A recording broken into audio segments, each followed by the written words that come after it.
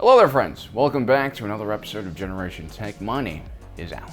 Hera Syndulla is in a lot of trouble. She commandeered half a squadron of X-Wings and set off on a reconnaissance mission chasing ghosts. Not only did she not find anything concrete, her unit also took some casualties. And now she's getting court-martialed by Senator Ziono, who views her as a power-hungry officer who's a loose cannon.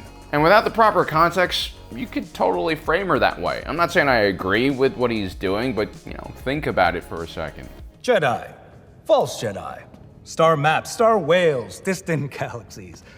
Honestly, are we to believe any of it? Especially considering the fact that Hera Syndulla has the same amount of tact as General Patton. I mean, she's just not really good at talking to politicians. She gets angry, emotional, starts attacking them for their lack of service record, which I understand, but it's just not something you do, really. But luckily, Hera Syndulla was a war hero, and she was very competent on the battlefield, and she made a lot of friends. Some of these friends would go on to serve in the New Republic government, and one of them, Princess Leia, would have her back. We're overdue at HQ. Senator Organa says she can only give us cover for so long. And when all hope seems to be lost at Hera Syndulla's hearing, well, Princess Leia doesn't come, but she sends C-3PO. Well, Senator Organa is willing to overlook this misstep, but asks that you address any further concerns to her directly in her role as leader of the Defense Council. As in the same Defense Council that gives Senator Ziono the right to prosecute a military officer like Hera Syndulla. Game, set, match.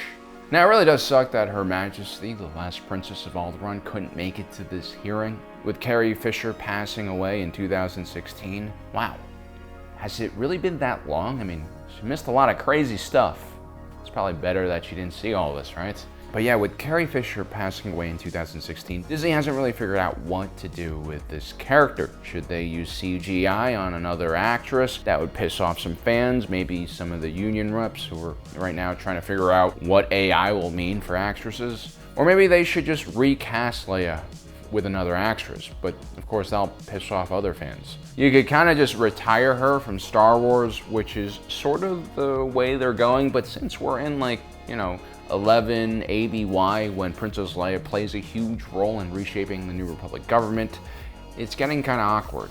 It's odd not seeing her around. It's also odd not seeing Han and Luke around, especially when you consider it in the past, Han Solo and Chewbacca would make it into every other story. That's just how they did things. And in Legends, during this period of time, there were a lot of stories written about the famous trio.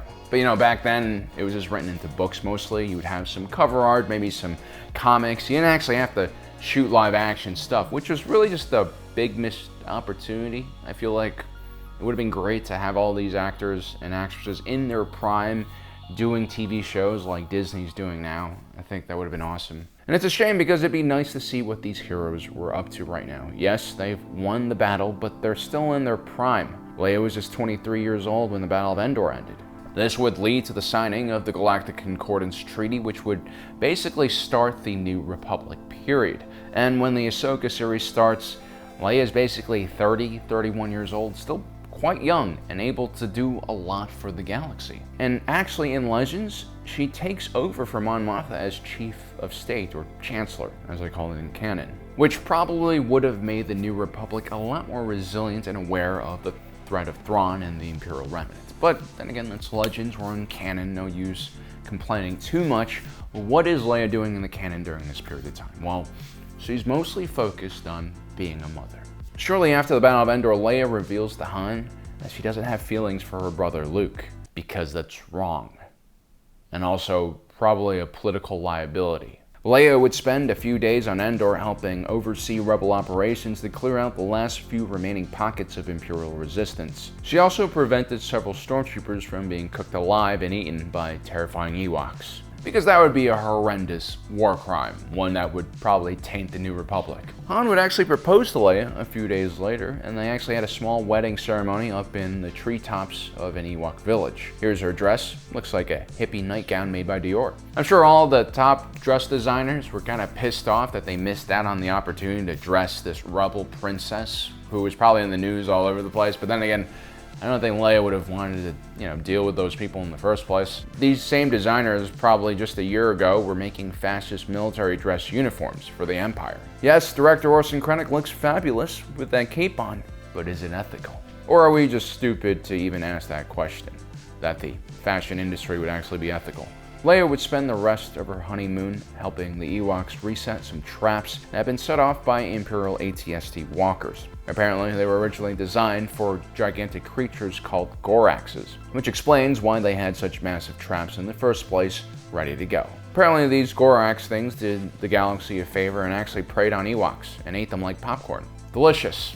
Now, I have to say, it's kind of messed up that Leia is helping the Ewoks essentially get rid of an apex predator. I mean, in any ecosystem, if you get rid of an apex predator, you're basically allowing pests to overpopulate. And the Ewok boom is just really not something I'm okay with. Yes, it does make me hungry, thinking about all those delicious cheeks running around, but this is about conservation, guys. About 3 weeks after the Battle of Endor, Leia would accompany Lieutenant Shara Bey, the mother of Poe Dameron, on a diplomatic mission to Naboo. Naboo was the homeworld of her mother Padme Amidala, but also the homeworld of Sheev Palpatine, and this guy had a terrible vendetta against everything, including his home planet. You see, Palpatine had this contingency plan created in the event of his death, and that would be delivered by these creepy-looking Palpatine bots. You see, Palpatine was so evil and egotistical that he wanted to actually punish the Empire for not keeping him alive. And so he carried out an operation known as Operation Cinder. And the whole point of this operation was to attack and destroy many worlds that were actually loyal to the Empire, like Vardos, for instance. And he would do this by utilizing devastating weather satellites that would create hurricanes and other destructive storms on the surface of planets. Yeah, so essentially, Palpatine is that guy in those online racers who can't win the race, so then he decides to freaking drive backwards and just ruin the race for everyone else. Complete dickhead move. And so, along with Vardos, Palpatine would attack Naboo, his own homeworld, with these devastating satellites. Leia and Shara Bey are forced to hop into classic N1 starfighters, and with the help of Lando Calrissian, they manage to disable the satellites and save the planet. And then she would organize a ground defense of the capital city of Theed with the help of Imperial defectors Iden Versio and Del Meeko. It's actually kind of cool seeing the granddaughter of one of Naboo's greatest heroes come back to defend the planet. You know, there's really nothing like a morale boost that's delivered to you by the Princess of Alderaan appearing on the battlefield. And I guess that's when Princess Leia really figured out that she could do a lot more than just be a combatant on the ground. She was a truly inspirational leader, a politician as well. Plus, that dirty Corellian Han Solo forgot to wrap his hydro spanner, and so he got Leia preggers, so she didn't want to be on the battlefield anyway.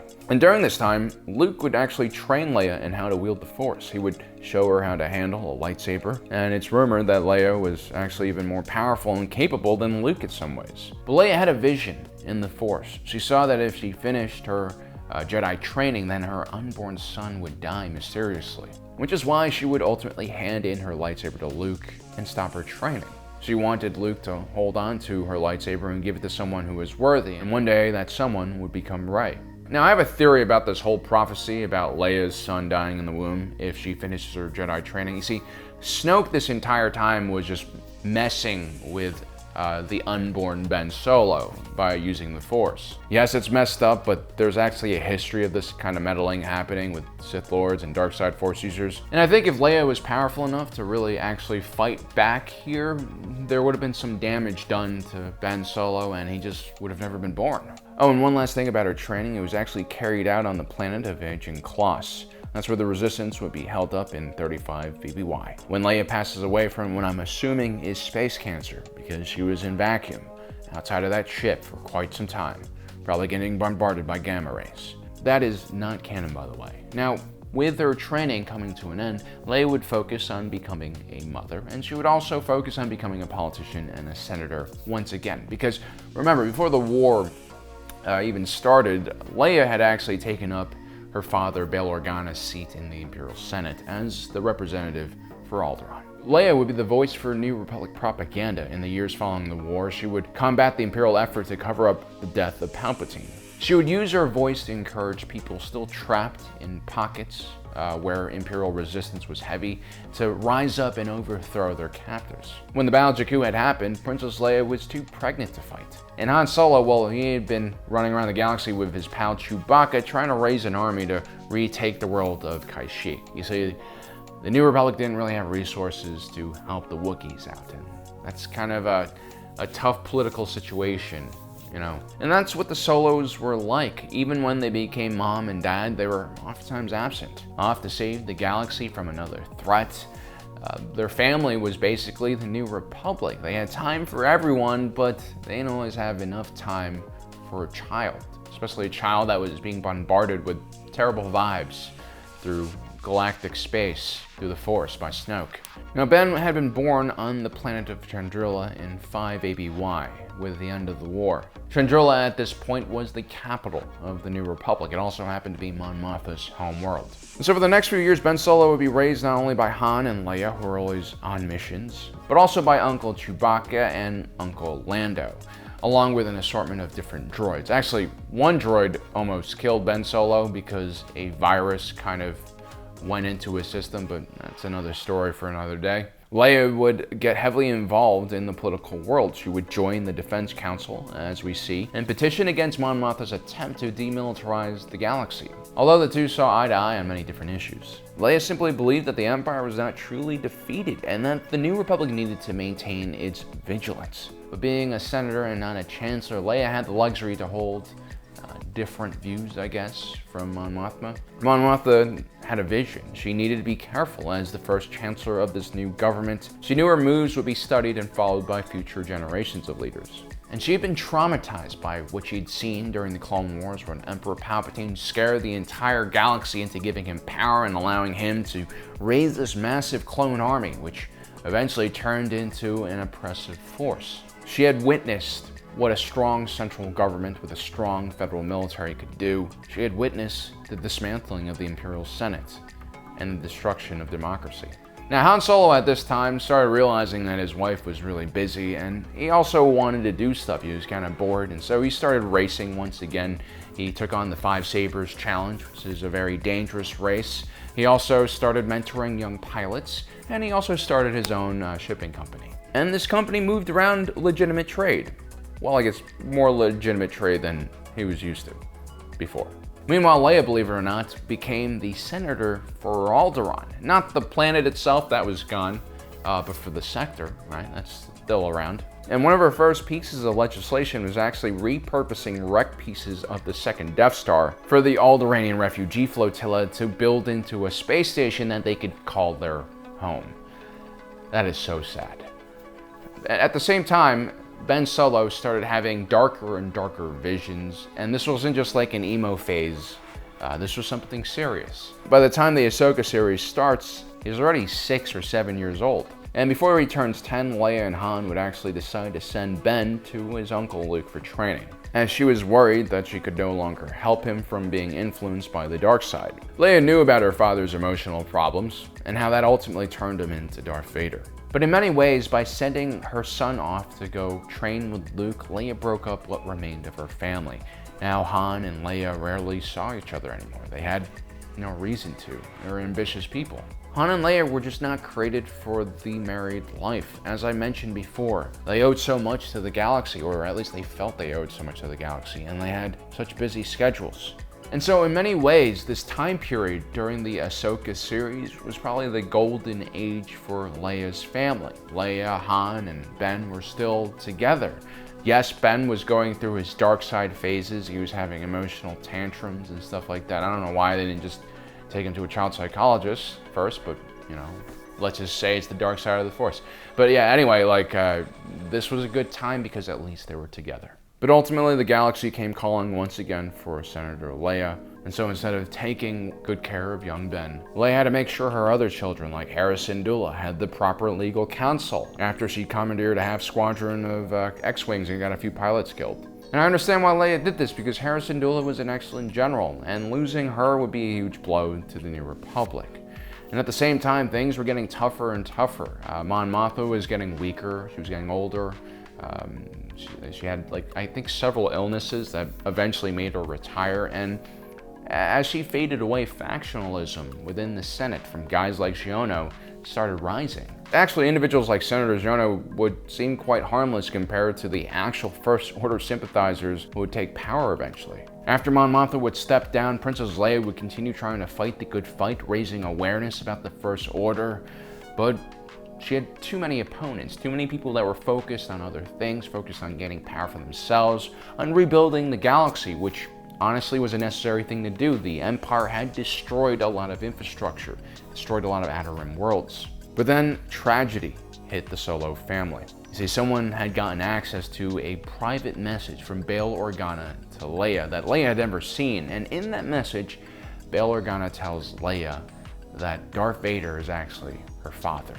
Now, this would have been cool if someone had just handed this message to Leia, but this was played in the middle of the New Republic Senate in front of everyone. And here's the thing, Leia always knew that her father was Darth Vader, plus Luke had already told her as well. But the rest of the galaxy, the news media, they did not know about this. Oh, by the way, I saw some comments asking if Senator Giono was the one who leaked this. No, it was actually someone else. It was a female senator. I don't remember her name, but she was actually a First Order sympathizer. There's a reason why she did this. This was a clear political attack. Even if the majority of people in the New Republic understood just how much of a hero Leia was and how much she directly suffered in the hands of her own father, there's always enough people out there to get outraged at something, you know, and Princess Leia had a lot of political opponents and they completely destroyed her. They made her eventually resign. And in their defense, I guess Darth Vader was like the Hermann Göring of the Empire, seen as this ruthless individual who was accused of several egregious war crimes. After Leia leaves politics, she would actually link up with some of her old rebellion friends and she would start the Resistance, which was basically the only resistance against the First Order in the coming war. The revelation that Vader was actually the father of Princess Leia and the grandfather of Kylo Ren, or Ben Solo, was not revealed to Ben Solo through his mother. She never told him. Instead, he heard it in the news, which of course even further pushed him to the dark side. He was extremely angry about his mom keeping the secret away from him. The sequels are like a shadow hanging over this era of Star Wars. And I think this is probably why we're not going to see Han, Leia, or Luke anymore. And it's because we know the fate of all these major players. And perhaps that's why we focus on these other individuals instead. Individuals like Ahsoka, Hera, Sabine, and Ezra. Well guys, I hope you enjoyed today's episode. Don't forget to subscribe, hit that notification button down below so you don't miss out on the rest of our awesome content. As usual, my name is Alan, reminding you that my allegiance is to the Republic, to democracy,